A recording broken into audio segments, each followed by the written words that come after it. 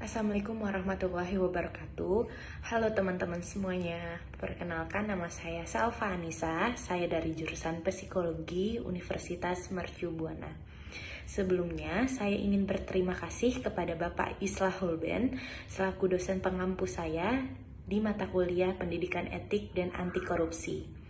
Pada kesempatan kali ini, saya ingin mempresentasikan keempat materi di pembelajaran ini untuk menyelesaikan tugas besar 2 saya.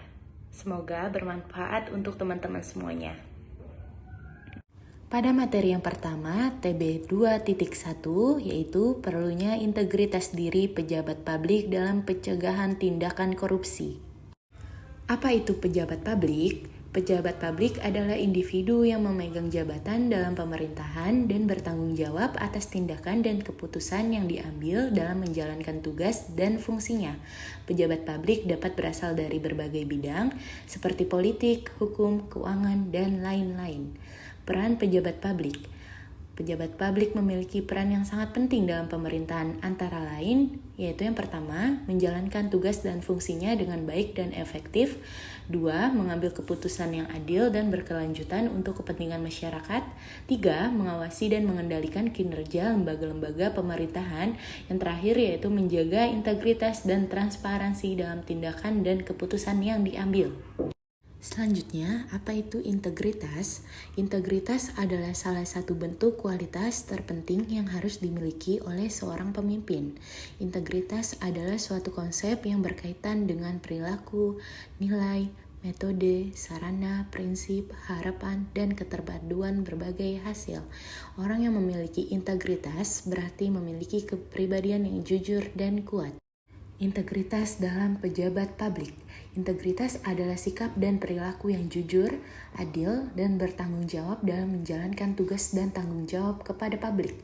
Integritas sangat penting bagi pejabat publik karena dapat membantu menjaga kredibilitas dan kepercayaan masyarakat terhadap mereka. Selanjutnya adalah membangun integritas sebagai pejabat publik. Yang pertama, menjaga kejujuran. Sebagai pejabat publik, kejujuran adalah hal yang sangat penting. Anda harus selalu jujur dalam segala hal, termasuk dalam tindakan dan kata-kata. Jangan pernah menyembunyikan informasi atau menyampaikan informasi yang salah. Yang kedua yaitu menghindari konflik kepentingan. Konflik kepentingan dapat merusak integritas sebagai pejabat publik. Anda harus selalu memastikan bahwa keputusan yang Anda ambil tidak terpengaruh oleh kepentingan pribadi atau kelompok tertentu. Jangan pernah memanfaatkan posisi Anda untuk kepentingan pribadi atau kelompok tertentu. Yang terakhir adalah meningkatkan transparansi. Transparansi adalah kunci untuk membangun integritas sebagai pejabat publik. Anda harus selalu memberikan informasi yang jelas dan akurat kepada masyarakat. Jangan pernah menyembunyikan informasi atau menyampaikan informasi yang salah. Pada materi yang kedua, TB 2.2, korupsi dalam perspektif undang-undang. 3 definisi korupsi dari bahasa Latin corruptio, yaitu dari kata kerja corrumpere yang bermakna busuk, rusak, menggoyahkan, memutarbalik, menyogok, mencuri, maling. Menurut Kamus Besar Bahasa Indonesia, yaitu korupsi adalah penyelewengan atau penyalahgunaan uang negara, perusahaan, organisasi, yayasan, dan sebagainya untuk keuntungan pribadi atau orang lain. Dan menurut hukum di Indonesia adalah perbuatan melawan hukum dengan maksud memperkaya diri sendiri atau orang lain, baik perorangan maupun korporasi yang dapat merugikan keuangan negara atau perekonomian negara. Menurut perspektif hukum, definisi korupsi secara gamblang telah dijelaskan dalam 13 buah pasal dalam Undang-Undang Nomor 31 Tahun 1999 yang telah diubah dengan Undang-Undang Nomor 20 Tahun 2001 tentang pemberantasan tindak pidana korupsi. Berdasarkan pasal-pasal tersebut, korupsi dirumuskan ke dalam 30 bentuk jenis tindak pidana korupsi. Pasal-pasal tersebut menerangkan secara terperinci mengenai perbuatan yang bisa dikenakan sanksi pidana karena korupsi. Ke-30 bentuk tindak pidana korupsi tersebut pada dasarnya dapat dikelompokkan sebagai berikut. Yang pertama, kerugian keuangan negara. Yang kedua, suap menyuap. Yang ketiga, penggelapan dalam jabatan. Keempat, pemerasan. Kelima, perbuatan curang. Keenam, benturan kepentingan dalam pengadaan. Dan ketujuh adalah gratifikasi.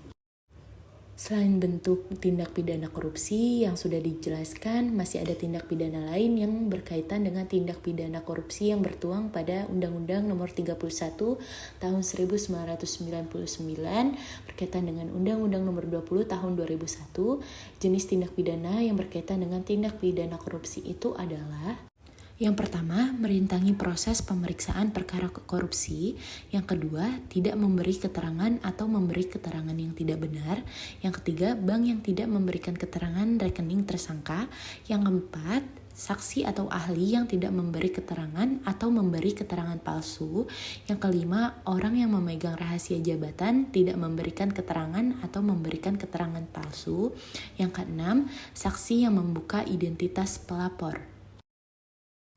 Selanjutnya, pasal-pasal tindak pidana korupsi dalam pengadaan barang dan jasa pemerintah.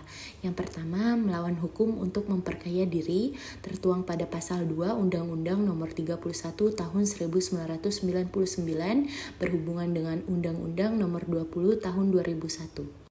Yang kedua, menyalahgunakan kewenangan tertuang pada pasal 3 Undang-Undang Nomor 31 Tahun 1999 berhubungan dengan Undang-Undang Nomor 20 Tahun 2001. Yang ketiga adalah menyuap pegawai negeri tertuang pada pasal 5 ayat 1 Undang-Undang Nomor 31 Tahun 1999 berhubungan dengan Undang-Undang Nomor 20 Tahun 2001. Yang keempat adalah pemborong berbuat curang tertuang pada pasal 7 ayat 1 Undang-Undang Nomor 31 Tahun 1999 berhubungan dengan Undang-Undang Nomor 20 Tahun 2001. Yang kelima adalah pegawai negeri menerima hadiah atau janji berhubungan dengan jabatannya tertuang pada pasal 11 Undang-Undang Nomor 31 Tahun 1999 berhubungan dengan Undang-Undang Nomor 20 Tahun 2001. Yang keenam adalah pegawai negeri memeras dan turut serta dalam pengadaan diurusnya tertuang pada pasal 12 Undang-Undang Nomor 31 Tahun 1999 berhubungan dengan Undang-Undang Nomor 20 Tahun 2001. Yang terakhir ada gratifikasi dan tidak lapor KPK tertuang pada pasal 12B Undang-Undang Nomor 31 Tahun 1999 berhubungan dengan Undang-Undang Nomor 20 Tahun 2001 dan tertuang pada pasal 12C Undang-Undang Nomor 31 Tahun 1999 berhubungan dengan Undang-Undang Nomor 20 Tahun 2001. Pada materi TB2.3, pencegahan korupsi pada sektor pelayanan publik. Pelayanan publik adalah kegiatan atau rangkaian kegiatan dalam rangka pemenuhan kebutuhan pelayanan sesuai dengan peraturan perundang-undangan bagi setiap warga negara dan penduduk atas barang, jasa, dan atau pelayanan administrasi yang disediakan oleh penyelenggara pelayanan publik. Selanjutnya, penyebab korupsi dalam pelayanan publik. Pelayanan publik yang masih terkesan sulit dapat mengakibatkan maraknya praktek korupsi. Kasus-kasus korupsi di Indonesia didominasi oleh korupsi di sektor publik, termasuk pelayanan publik, di mana masyarakat berinteraksi langsung dengan pelaksana pelayan publik. Fenomena korupsi dalam layanan publik seringkali terjadi karena dua faktor utama, yaitu faktor-faktor eksternal dan internal birokrasi. Faktor eksternal muncul karena adanya keinginan masyarakat untuk mendapatkan pelayanan secara cepat dalam berbagai urusan seperti pengurusan perizinan dan sejenisnya. Faktor internal lebih menitik beratkan pada adanya fenomena bahwa rentang birokrasi yang panjang dengan sengaja dimanfaatkan oleh oknum-oknum di birokrasi untuk memperoleh keuntungan secara ilegal. Selanjutnya, upaya pencegahan korupsi dalam pelayanan publik. Yang pertama, memperbaiki undang-undang. Yang kedua, memperbaiki cara kerja pelayanan publik. Yang ketiga, memisahkan antara negara dengan pribadi. Yang keempat, menegakkan etika. Yang kelima, penerapan prinsip good governance. Yang keenam, mengoptimalkan teknologi. Pada materi yang terakhir, TB2.4, peranan mahasiswa dalam pencegahan korupsi. Apa itu korupsi? Dalam seni perang terdapat ungkapan Untuk memenangi peperangan harus mengenal lawan dan mengenali diri sendiri. Untuk itu, mahasiswa harus mengetahui apa itu korupsi. Banyak sekali definisi mengenai korupsi, namun demikian pengertian korupsi menurut hukum positif. Undang-Undang Nomor 31 Tahun 1999 berhubungan dengan Undang-Undang Nomor 20 Tahun 2001 tentang pemberantasan tindak pidana korupsi.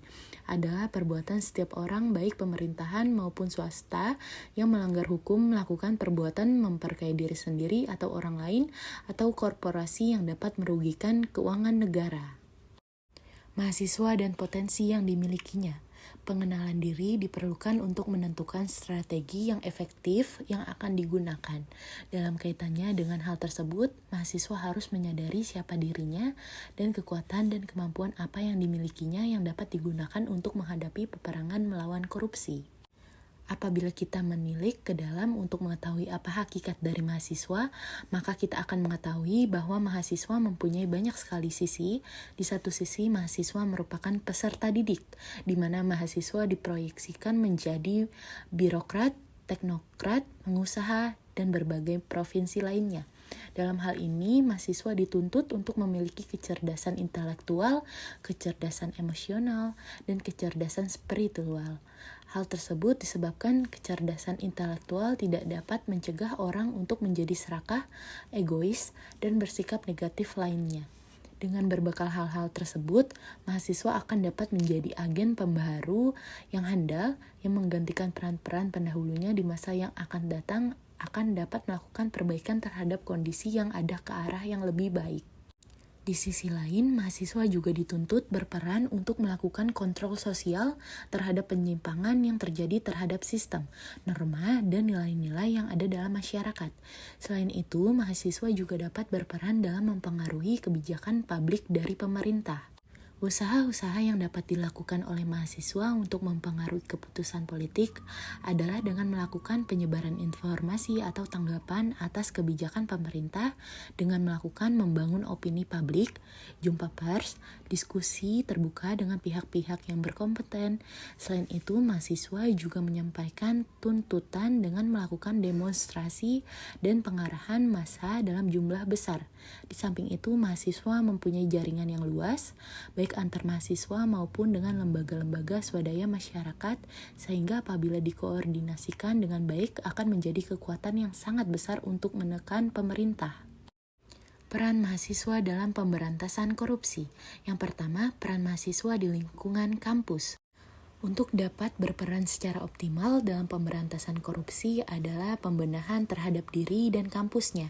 Dengan kata lain, mahasiswa harus mendemonstrasikan bahwa diri dan kampusnya harus bersih dan jauh dari perbuatan korupsi. Untuk mewujudkan hal tersebut, upaya pemberantasan korupsi dimulai dari awal masuk perkuliahan.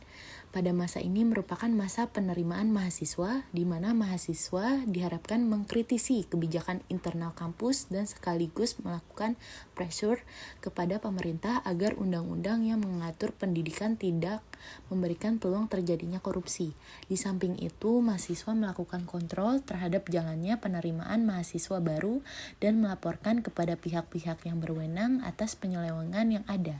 Selain itu, mahasiswa juga melakukan upaya edukasi terhadap rekan-rekannya ataupun calon mahasiswa untuk menghindari adanya praktik-praktik yang tidak sehat dalam proses penerimaan mahasiswa. Selanjutnya adalah pada proses perkuliahan. Dalam masa ini, perlu penekanan terhadap moralitas mahasiswa dalam berkompetisi untuk memperoleh nilai yang setinggi-tingginya tanpa melalui cara-cara yang curang. Upaya preventif yang dapat dilakukan adalah dengan jalan membentengi diri dari rasa malas belajar. Hal krusial lain dalam masa ini adalah masalah penggunaan dana yang ada di lingkungan kampus. Untuk itu diperlukan upaya investigatif berupa melakukan kajian kritis terhadap laporan-laporan pertanggungjawaban, realisasi penerimaan dan pengeluarannya. Sedangkan upaya edukatif, penumbuhan sikap anti korupsi dapat dilakukan melalui media berupa seminar, diskusi, dialog. Selain itu, media berupa lomba-lomba karya ilmiah pemberantasan korupsi ataupun melalui bahasa seni baik lukisan, drama, dan lain-lain juga dapat dimanfaatkan juga. Selanjutnya pada tahap akhir perkuliahan, di mana pada masa ini mahasiswa memperoleh gelar kesarjanaan sebagai tanda akhir proses belajar secara formal. Mahasiswa harus memahami bahwa gelar kesarjanaan yang diemban memiliki konsekuensi berupa tanggung jawab moral, sehingga perlu dihindari upaya-upaya melalui jalan pintas. Yang kedua, peran mahasiswa dalam masyarakat dan penentuan kebijakan publik. Mahasiswa merupakan bagian dari masyarakat. Mahasiswa merupakan faktor pendorong dan pemberi semangat, sekaligus memberikan contoh dalam menerapkan perilaku terpuji. Peran mahasiswa dalam masyarakat secara garis besar dapat digolongkan menjadi peran sebagai kontrol sosial dan peran sebagai pembaharu yang diharapkan mampu melakukan pembaharuan terhadap sistem yang ada. Salah satu contoh yang paling fenomenal adalah peristiwa turunnya Orde Baru, di mana sebelumnya didahului oleh adanya aksi mahasiswa yang masif di seluruh Indonesia. Sebagai kontrol sosial, mahasiswa dapat melakukan peran preventif terhadap korupsi dengan membantu masyarakat dalam mewujudkan ketentuan dan peraturan yang adil dan berpihak pada rakyat banyak, sekaligus mengkritisi peraturan yang tidak adil dan tidak berpihak pada masyarakat. Kontrol terhadap kebijakan pemerintah tersebut perlu dilakukan karena banyak sekali peraturan yang dikeluarkan oleh pemerintah yang hanya berpihak pada golongan tertentu saja dan tidak berpihak pada kepentingan masyarakat banyak. Kontrol tersebut bisa berupa tekanan berupa demonstrasi atau dialog dengan pemerintah maupun pihak legislatif. Mahasiswa juga dapat melakukan peran edukatif dengan memberikan bimbingan dan penyuluhan kepada masyarakat, baik pada saat melakukan kuliah, kerja, lapangan, atau kesempatan yang lain mengenai masalah korupsi, dan mendorong masyarakat berani melaporkan adanya korupsi yang ditemuinya pada pihak yang berwenang. Selain itu, mahasiswa juga dapat melakukan strategi investigatif dengan melakukan pendampingan kepada masyarakat dalam upaya penegakan hukum terhadap pelaku korupsi, serta melakukan tekanan kepada aparat penegakan hukum untuk bertindak tegas terhadap pelaku tindak pidana korupsi. Tekanan tersebut bisa berupa demonstrasi ataupun pembentukan opini publik.